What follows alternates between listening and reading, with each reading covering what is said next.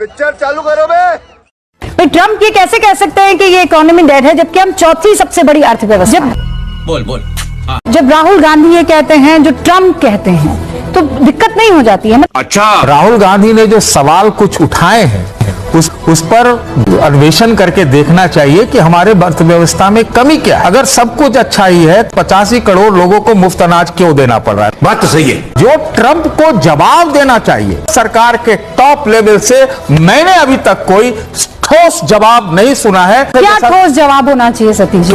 अच्छा, ये मजाक। जैसा 1971 में इंदिरा गांधी ने वहां के राष्ट्रपति निक्सन को तमाम अवरोधों चुनौतियों के बावजूद जवाब दिया था, उस तरह का जवाब इस वक्त बनता है। वो हमें इस तरह से चाटा मार के बार बार निकल रहा है, 29 बार सीज फायर का दावा करता है, ऊपर से 25% का टैरिफ लगा देता है और कहता है कि रशिया से व्यापार किया तो पेनाल्टी भी लगाएंगे। कैसा दोस्त है भाई, कैसा आशिक है। था पहले देख नहीं पाते थे कि दिखाई नहीं देता। जाम इतना लगता था, कहीं ओवरब्रिज दिखाई नहीं देता था। यहाँ से हजरतगंज से गोमती नगर तक मुझे आप एक सड़क एक पुल बता दीजिए जो योगी आदित्यनाथ की सरकार में बना है। यहाँ से गोमती नगर या चिन्हट तक, यहाँ से जितना मैं पूछा उसी का जवाब दीजिए। हजरतगंज से गोमती नगर से लेके चिन्हट तक और यहाँ से लेके एयरपोर्ट तक एक फ्लाईओवर आप बता दीजिए जो योगी आदित्यनाथ की 5 साल की सरकार में बना है। ईमानदारी बताइए। पता नहीं। नहीं ऐसा समय पूरा सोचने का नहीं, पूरा ऐसा है कि देखिए जो ऑलरेडी पहले से बना हुआ। अरे हमारा सवाल सीधा है, हजरतगंज में हम बैठे हैं, गोमती नगर होते हुए चिन्हट तक, फैजाबाद रोड तक और यहाँ से लेके एयरपोर्ट तक एक फ्लाईओवर एक सड़क आप बता दीजिए। हजरतगंज से लेकर के और वो राजेंद्र नगर तक जो ओवरफ्लाई बना है पहले तो नहीं दिखाई देता था। 2 साल 3 साल पहले हमारे सवाल का कोई नहीं बना है ना, सीधे ये बोलिए। अब सुनिए दूसरा सवाल, हजरतगंज से लेके गोमती नगर तक, चिन्हट पुल तक और हजरतगंज से लेके एयरपोर्ट तक एक बिल्डिंग बता दीजिए जो योगी आदित्यनाथ में बनी हो, जो बड़ी हो। ये लोक भवन जो बना, ये जो बना है मुख्यमंत्री कार्यालय, ये बताइए। ये जेपी सचिवालय बना है, नई वाला सचिवालय जो बना है वो किस पीरियड में बना? इससे पहले तो नहीं दिखाई देता था। अरे क्या करूं मैं इसका? अरे वो तो अखिलेश यादव ने बनवाया था। पहली कैबिनेट की बैठक जब योगी आदित्यनाथ करने आए थे ना, मैं वहीं खड़ा था। पहली कैबिनेट की बैठक योगी आदित्यनाथ ने वही की जो आजकल खूब जलता है लाइट। अच्छा, आपको दिखता नहीं था, अब दिखने लगा। ये है विकास। ये एक मिनट बच्चा, 1 मिनट रुको। एक बहरूपिये ने बोला था कि मैं हवाई चप्पल वाले को हवाई यात्रा कराऊंगा और इस बच्चे के हवाई चप्पल छीन लिया, इसको डूब के मर जाना चाहिए। इस सज्जन को क्या तकलीफ है भाई? देखो ये बच्ची है, जबकि इसके पास इतनी गरीबी है कि इसके पास फ्रॉक होना चाहिए और एक बनियान पहनी हुई है। इस देश की सरकार को डूब के मर जाना चाहिए।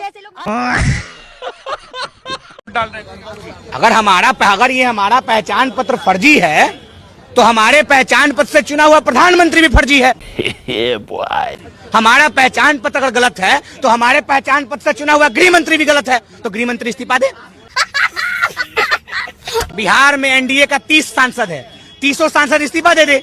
अगर पहचान पत्र खराब था, अभी जो बिहार में 65 लाख वोट काट दिए, वो 65 लाख बिहार के 24 के चुनाव में मतदान के लिए भागी बने थे। अगर वो 65 लाख वोट गलत था तो 24 ने आपने उनका वोट क्यों लिया?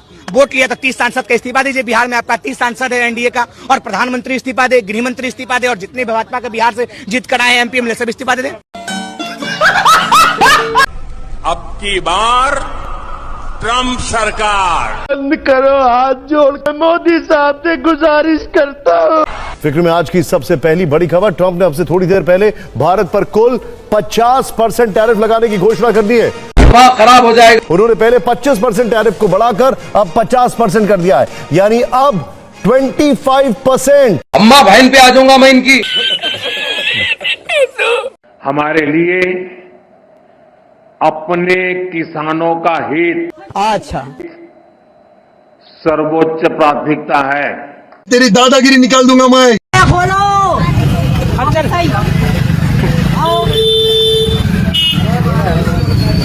सही हो भैया, खाद मिल जाएगी ठीक है। क्या बोलूं मैं इस पे? उठा ले, अरे ट्री में डाले यार। हाँ सही है, खाद मिल जाएगी, खाद परेशान। तुम्हें शर्म है कुछ? बताइए, मुगलिया सल्तनत में हिंदुइज्म खतरे में नहीं था, ब्रिटानिया गवर्नमेंट में हिंदुइज्म खतरे में नहीं था, 60 साल कांग्रेस सरकार चलाई, हिंदुइज्म खतरे में नहीं सही पकड़े हैं। था। आप बताइए, राष्ट्रपति हिंदू, प्रधानमंत्री हिंदू, रक्षा मंत्री हिंदू, इनके तमाम मंत्री हिंदू, कई स्टेटों के मुख्यमंत्री हिंदू, और हिंदुइज्म खतरे में आ गया। ये तस्वीरें दिखाकर क्या साबित करना चाहता है तू? न हिंदू खतरे में है, न मुसलमान खतरे में है। दरअसल इस देश, भारत देश का अस्तित्व, अर्थव्यवस्था खतरे में पड़ गया। मीडिया का भी इलाज किया जाएगा।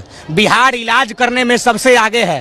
सही बात है। और इलाज 25 में नवंबर में रिजल्ट आएगा, और रिजल्ट आने के पहला काम पहले इलाज। टीटीपी जो कर रहे ताबड़तोड़ तेल मालिश, उसका तेल मालिश का तेल का किराया महागठबंधन आपको देगी। तो ये चक्का जाम से सुधर जाएगा चुनाव आयोग, बीजेपी सुधर जाएगी। देखिए, पहले हम चक्का जाम नहीं किए। पहले हमारे नेता गए दिल्ली में मिलकर आए चुनाव आयोग से, उसके बाद तेजस्वी जी गए बिहार में चुनाव आयोग से मिलकर आए। आप नहीं सुनिएगा, संवाद से नहीं होगा तो विवाद तो करेंगे ही भैया। और विवाद हमारा लोकतांत्रिक अधिकार है। पटना की सड़कों को जाम करना, देश की सड़कों को, बिहार की सड़कों को जाम करना, ये हमारा लोकतांत्रिक अधिकार है, उससे कोई छीन नहीं सकता है। क्या बात है सर। मतलब वही वाली बात हो गई, जब तक तोड़ेंगे नहीं, अब छोड़ेंगे नहीं। बिल्कुल नहीं, ये कांग्रेस पार्टी है, बड़े बड़े को तोड़ दिए। तो ये नीतीश जी क्या चीज है भैया? कहानी खत्म है इनका 25 के चुनाव में। गजब बेइज्जती है। अरे चुनाव में जीत नहीं सकते हो तो रोना बंद करो भाई। ये फंस गया सी है। अच्छा है ना, 2 लड़के ने जोड़ी बनाई थी 17 में, क्या हुआ था 17 की जोड़ी का? हाथ टूट गया, साइकिल पंचर हो गई। अब देख तू, अब तू गया बेटा। आपको जीत का आईना दिखा दिया ना, चंडीगढ़ मॉडल 5 और 1 6 लेके यहाँ से निकल रहे। सुप्रीम कोर्ट क्या, आपको तो इलाहाबाद हाई कोर्ट ने बोला था कि आतंकवादियों को छोड़ते हो, पत्तियों को ऐसा हवा में उड़ाएंगे कि ना कमल रह जाएगा ना उसकी पत्तियां रह जाएंगी। वही चरित्र है आपका, वही चरित्र बदलता नहीं है। चरित्र डीएनए वही है आपका, नहीं बदलेगा। प्लेस ऑफ रेपिस्ट, बीजेपी, गुंडागर्दी, बलात्कारियों का अड्डा है भाजपा। एक से एक बलात्कारियों का अड्डा है भाजपा। आ जाओ लोग, कहाँ फंस गए? गलती से बेहतरीन राजनीतिक दल में दर्जा भी थे, नहीं मिलने जा रहा है। कोई रेपिस्ट नहीं था आपके दल में। हवा में मत उड़िए और बलात्कारियों के दल में अखिलेश को बोलिए अपनी सीट बचा लें। बेटियों के साथ मैनपुरी बचा लेंगे भाभी जी के लिए। ये गान फट गया। मैनपुरी भी हारोगे, यही हालत रहा ना, मैनपुरी भी हारोगे। योगी और मोदी दोनों को नाम लेके सुनाऊंगा। अखिलेश यादव जी बोला करो, अगर तमीज नहीं है तो डिबेट में मत आया करो। वहाँ पे अदालतें तमीज नहीं है क्या? अदालतें भी है। किसी राष्ट्रीय अध्यक्ष को किस तरह बात की जाती है? करिए मानहानि करिए तो सही। पढ़े लिखे नहीं हो क्या? तो साला ये दुख का खत्म नहीं होता बे। बेतुकी आप कर रहे, बदतमीज आप हैं। अरे बिहारियों का क्यों? तमीज 1 पैसे की नहीं है, समझे ना। 2 टके के आदमी हैं, पढ़े लिखे फालतू करना जानते हैं। फालतू वकील जिला अदालत में मुकदमा करने लायक नहीं है। धन्यवाद। अपना 2 टका अपने पास रखना। कि डेड का मतलब कुछ और होता है। और झूठ कैसे बोलते हैं भाई साहब? कभी भी मोदी जी ने नहीं बोला आपकी बात ट्रम्प सरकार। अभी बदत है भाई, अभी बदत। अभी मजा आएगा ना भिड़ो। The words of candidate Trump, अब की बार ट्रम्प सरकार। अब कभी भी मोदी जी ने नहीं बोला आपकी बात ट्रम्प सरकार। सुरेंद्र राजपूत जी, आपसे शुरुआत करते हुए बोल चूंकि चुनाव आयोग की ओर से स्पष्ट तौर पर कहा गया है कि राहुल गांधी शपथ पत्र दें और उसमें वो बताएं कि उन्होंने जो आरोप लगाए हैं वो पूरी तरह से सही हैं। अच्छा। और साथ ही कानूनी चेतावनी की बात भी सामने आई है। झूठा बयान देने पर आरपी एक्ट 1950 की धारा 31 और भारतीय न्याय संहिता 2023 की धारा 227 के अंतर्गत सजा हो सकती है। ऐसे में क्या शपथ पत्र देकर राहुल गांधी बताएंगे कि उन्होंने आज ये जो एटम बम फोड़ा है चुनाव आयोग के ऊपर वो पूरी तरह से सही है? अब देख तू, अब तू गया बेटा। चित्रा जी, वो कहते हैं ना कि कुछ लोग तुम्हें समझाएंगे, कुछ तुमको खौफ दिलाएंगे, जो है वो भी खो सकता है। और इस राह में रहजन है इतने, कुछ और यहाँ हो सकता है। क्या बात है सर।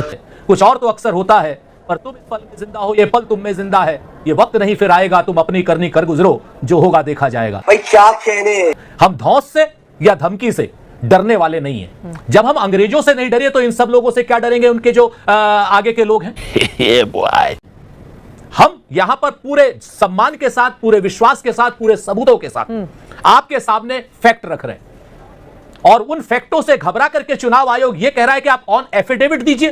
तुम्हें शर्म है कुछ? इस पर भी सोचेंगे। लेकिन क्या प्रतिपक्ष के नेता का काम एफिडेविट देना है? नहीं। प्रतिपक्ष के नेता का काम है कि एक विधानसभा के चुनाव में, एक क्या नाम पर्टिकुलर लोकसभा की कंस्टिट्यूएंसी में जहां हम हर जगह से चुनाव जीते और एक विधानसभा में हम आकर के 1,02,000 से चुनाव हार गए और जिसमें 6 प्रकार की हमने गड़बड़ियां पाई, उसका जांच करना तो चुनाव आयोग का काम है। सही पकड़े हैं। क्या फोटो सही थे? नहीं थे, हमने तो उन्हीं की मतदाता लिस्ट से लिया है। क्या डुप्लीकेट वोटर्स थे? नहीं थे, हमने तो उन्हीं की मतदाता लिस्ट से लिया है। फेक एंड इनवैलिड वोटर 40,000 से ज्यादा थे, हमने तो उन्हीं की मतदाता लिस्ट से लिया है। क्या बोलूं मैं इस पे? मिसयूज ऑफ लागू करने की बात की जा रही है। सुरेंद्र राजपूत जी, अब तो यही बात हो गई ना, अगर फेक वोटर्स हैं, एक जगह पर एक ही नाम से कई, एक एड्रेस पर कई मतदाता हैं, यही तो एसआईआर में सामने आ रहा है। तो आप लोग एसआईआर का विरोध करेंगे और उसके बाद एसआईआर जैसी ही बातें अगर निकलकर दूसरे राज्य से सामने आएंगे तो फिर आप कहेंगे चुनाव आयोग इस पे दोषी है। अब अपनी बात कहिए फिर। इसकी मौका तेरा तो गेम बजाना पड़ेगा। देखिए, दो चीजें हैं चित्रा जी। पहले तो मैं अपनी बात कह रहा था, आप जैसा सुधीप क्या नाम एंकर ने मेरी बात को आधा काट दिया, मेरे अपनी तारतम्य में टूट गया मेरा। खैर कोई बात नहीं, आप लोगों की आदत है। प्यारी समझ गई। मैं आपसे फिर से कहता हूं कि एसआईआर का हमने कोई विरोध नहीं किया, एसआईआर के समय का विरोध किया बिहार में। और हम तो कहते हैं कि क्या चुनाव आयोग मान रहा है एसआईआर के नाम पर कि हम लोगों ने गलत वोटिंग कराई है, नरेंद्र मोदी जी फर्जी वोटों से चुने हुए प्रधानमंत्री हैं? हम करें तो करें क्या, बोले तो बोले क्या? क्या नरेंद्र मोदी जी की सरकार इस्तीफा देगी? अगर एसआईआर इस तरीके से आप करा रहे हैं और आप कह रहे हैं कि जनाब राहुल गांधी के आरोप की वजह से हम एसआईआर करा रहे हैं, तो नरेंद्र मोदी जी की सरकार को बर्खास्त कीजिए। इस सज्जन को क्या तकलीफ है भाई? हटा दीजिए उनकी सरकार को, हम बिल्कुल मान लेंगे, पूरी तरीके से एसआईआर को मान लेंगे। एसआईआर में हम क्या कह रहे हैं? एसआईआर में हम समय की बात कर रहे हैं, नंबर 1। नंबर 2 बात कर रहे हैं राशन कार्ड और आधार कार्ड को जोड़ने की। इन दो चीजों को अगर आप जोड़ देते हैं, इसका विरोध तो हम बेंगलोर में भी नहीं कर रहे। यही नहीं, अभी और सुनिए, इसका विरोध तो महाराष्ट्र में भी नहीं कर रहे। तो हमारा यह कहना है कि फर्जी वोटों से अगर कोई सरकार चुनी गई है चित्रा जी, तो उसको आप हटवाएंगे या नहीं हटवाएंगे? और उसको हटवाने में क्या चित्रा त्रिपाठी हमारी मदद करेंगे?